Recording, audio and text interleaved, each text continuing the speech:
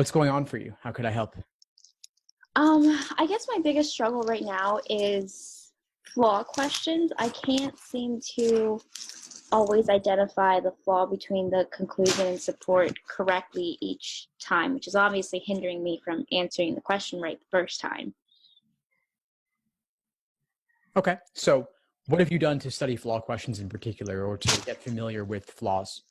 I've done a lot of just like flaw questions themselves and just like watching videos like your videos on flaw questions and like how to identify flaws and practicing with not necessarily like LSAT questions, but just identifying flaws in like random scenarios or passages that like are provided on the internet and things like that. But mostly just doing the questions over and over again and reviewing the questions. And it seems like I get it on the second time and like that I know why I'm getting it wrong, but I'm still getting it wrong the first time afterwards. Okay. And how many flaw questions have you done?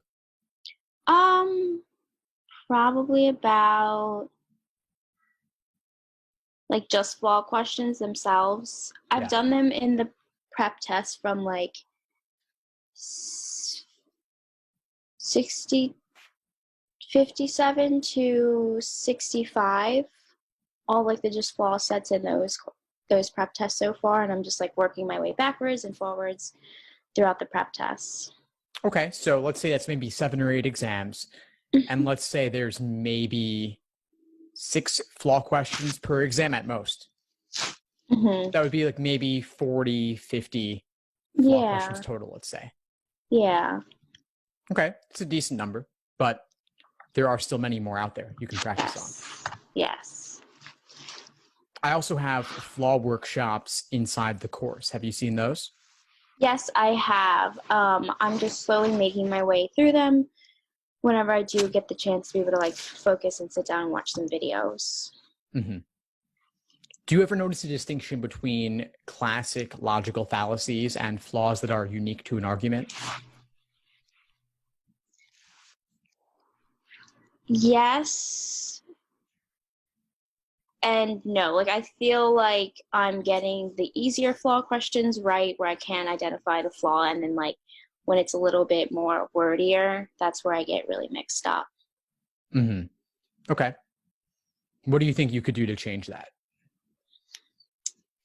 I think really just practicing more and just maybe trying to practice more in general with the flaw statements of trying to identify the flaw between the argument and trying some of the harder flaw questions. Yeah, that could work. That could work. There's tons of flaw questions out there, like I said, to practice on. So I would just do more of them. And then another game you could play is treating it like you're really having a conversation with somebody. I got the sense that you've been looking for flaws in everyday life, of which there are many, especially in election years and political times. You have even more of them available to look at out there. So always keeping an eye, being skeptical, being critical, and looking to see what's that disconnect between evidence and conclusion. Bring that mindset to bear on whatever you encounter. You'll start to pick it up more in the questions too. Right. Okay. Definitely. Yeah, I could see that how that can be definitely beneficial. Yeah. What else is going on for you? Logic games I seem to have, I'm pretty strong with those. And then reading comprehension, my difficult struggle is inference questions. And just being able to, and I know that the support is usually in the passage, but I'm finding that I'm not able to make an inference sometimes correctly. Okay, so what leads you to get those wrong? Is it not finding support?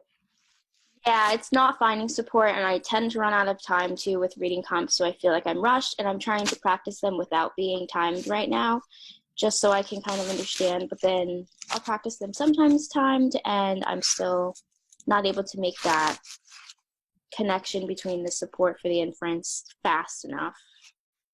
What's your initial read like on the passage?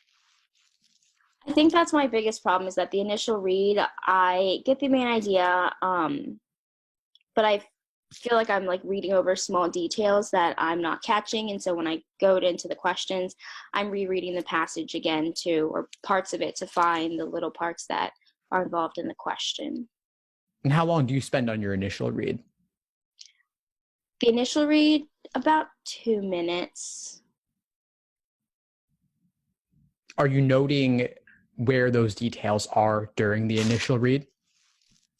I was at first, and then to cut down the time, I tried not to, and just like maybe because I'm just using the Law Hub so I can practice the online format. And it does take time to highlight things, and so if there's something that I notice, maybe like once or twice throughout the passage, I'll highlight. But I really try to not make note just because of the time it might take up. Yeah. Yeah. Does 2 minutes on that read feel like enough to you?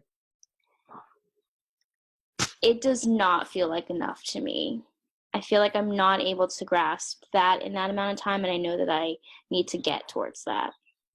What do you think would happen if you doubled the amount of time from 2 minutes to 4 minutes on the initial read? I think that I would definitely be able to grasp more of the information and the reasoning structure in the passage to be able to answer the questions, but then that scares me because I don't want to have limited amount of time on answering the questions. Right. So there's a cost.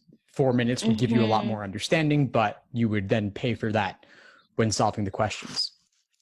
So I'm going to recommend that you've already done, I'm guessing, a number of passages with the 2 minutes. Now I want you to do an equal number of passages with 4 minutes and see what changes. Then, if you like 4 minutes, do 4. Alternatively, there's a compromise. There's a middle ground, 3. So maybe 3 will be the magic number. Maybe 4 would be okay. Personally, I'll spend 2.5 to 3 minutes approximately on that initial read. Maybe if it's easier, I'll spend 2 myself, but I've been at this for a while, obviously. So 3 minutes might be good. Might be, but I'm going to suggest you actually give yourself 4 just to see what that feels like to go more in depth. And then even just through your own studying, you might be able to naturally reduce it from 4 to 3.5 down to 3. Right. Okay. I could definitely try that. What might you change with regard to note taking if you had more time? I would probably take just a little bit more notes to just highlight either some details that I know that will probably show up in questions, and anything of like the author's point or a specific main idea within the passage. I'd probably highlight some of those. Yeah, see what it's like. See what it's like. You can highlight on Law Hub. You can underline on Law Hub. You can also play with the notes that you make on your scratch paper and the level of detail you put there. It could be words, it could be phrases, it could be paragraph summaries, it could be expressing the author's main opinion, the main idea, any of that. And then noting where the details are so you can find them when you need to. And you can note that mentally. You can also jot it down, or you can annotate it on the passage. Okay. I can definitely try that then. Cool. And when are you taking the exam? August 29th. Okay, so you've got about a month to play with this, and you can do it on the side as drilling individual sections, or you can do it organically as you complete full-length exams, which luckily for the Flex, only 3 sections. You can do more. Right. Okay. Definitely. Thank you. Yeah, of course. Anything else for today? No, that's probably about it. How many practice tests do you suggest like studying or completing full practice tests up until my test? At least 10. At least 10 more. Okay. And how many have you done so far? I've done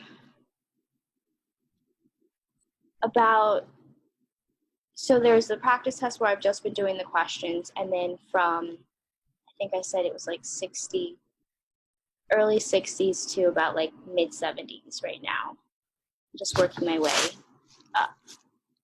Cool. Great. And with a month between now and test day, how many more are you looking to do? I'm planning on completing all of the tests up until the last prep test that is available in Law Hub. And then if I have any time, going back and doing any tests that I may have already done. Okay, so if we're going from the 70s through 89, that's potentially 15, 20 exams. Right. So how are you planning to budget those over a month? So my plan is on the days that I'm off, I will do at least like one full test. So that's 2 days that I have off, and then throughout the week, I work third shift, so I have like the morning available. I'll probably try and do 2 more prep tests like in the morning and sit down and just do like 3 sections though. So I'm trying to fit in like 4-ish a week, but spread out obviously, so I don't burn out. Yeah. So never on consecutive days should you do a full length timed exam. So Okay. if you're doing 4, I wouldn't make them all full length sittings. Even if they're 3 sections, it's still a lot. So maybe you want to do 2 as full length exams, maybe 3 since it's flex, they're shorter. I wouldn't say that for 5 section exams necessarily. Then the others you could do as individual timed sections scattered and then combine them, obviously knowing that the score could be inflated because endurance was less of a factor, doing them divided up. But still, you're working through the material. Right. Okay, yeah, I can definitely probably just do some timed sections by themselves, not get too overwhelmed. Perfect. Great, Tanisha. Well, I'm glad we connected. Before we sign off, what would you say is the biggest insight you got from our call today? The biggest insight is approaching the reading comprehension questions. I think that I didn't realize that I could adjust it to like my own needs right now, and just like I was so focused on timing, and so just actually thinking that maybe I could just adjust it to fit my strengths right now and go from there. Perfect. Well, keep at it. All the best over the next month, and I'll see you in class soon. Thanks for tuning into the show. Please subscribe if you haven't done so already to be notified of new episodes as I release them, and feel free to reach out if you need anything at all as you move forward with your prep. I'm happy to help however I can. In the meantime, I'll wish you all the best and take care.